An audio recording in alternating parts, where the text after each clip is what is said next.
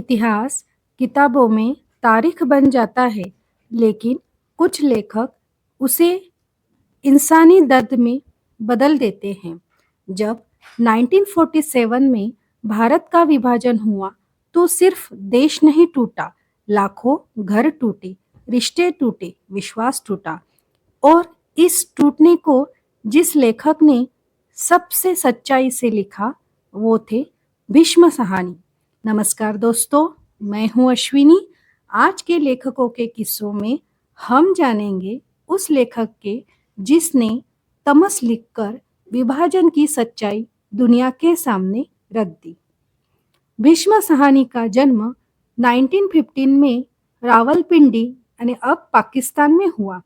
वो ऐसे परिवारों में पले बड़े जहां शिक्षा और सामाजिक चेतना दोनों महत्वपूर्ण थे।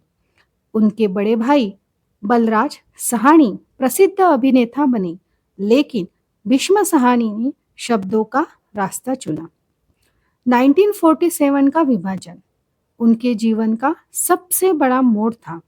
उन्होंने अपने आसपास हिंसा, भय और अविश्वास देखा।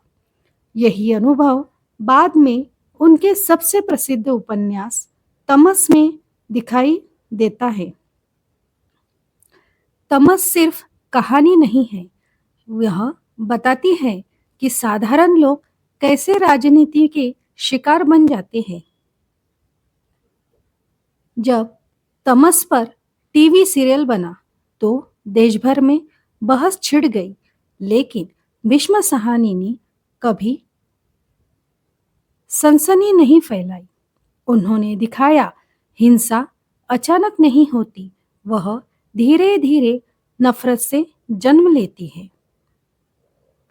लेखक की शैली सरल भाषा, गहरी संवेदना, बिना किसी पश्चाताप के। उनकी खासियत थी वो किसी धर्म या समुदाय को दोष नहीं ठहराते, बल्कि इंसान की कमजोरी दिखाते हैं। भीष्म साहनी सिर्फ लेखक नहीं थे, वे प्रगतिशील लेखक संघ से जुड़े रहे। उनका मानना था लेखकों का काम सिर्फ मनोरंजन नहीं, समाज को आईना दिखाना है। भीष्म साहनी हमें सिखाते हैं इतिहास से सीखना जरूरी है। नफरत राजनीति का हथियार बन सकता है। इंसानियत सबसे बड़ा धर्म है। साहित्य का काम घाव भरना नहीं, पहले उसे पहचानना है। अगर आपको इतिहास की सच्चाई जाननी है तो भीष्म साहनी को पढ़िए। लाइक करें, सब्सक्राइब करें, कमेंट में लिखें, इंसानियत जरूरी है।